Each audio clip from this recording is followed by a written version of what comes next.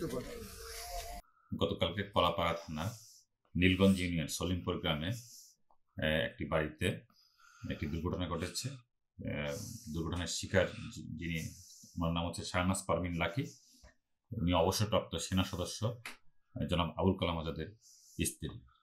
তো রাতের কোনো এক সময় তিনি হত্যাকাণ্ডের শিকার হয়েছেন। তো এটা ডাকাতি নাকি অন্য কোনো কিছু, সেটা আমরা তদন্তে জানতে পারবো। ইতিমধ্যে আমাদের জেলা পুলিশের টিম ঘটনাস্থল পরিদর্শন করেছে।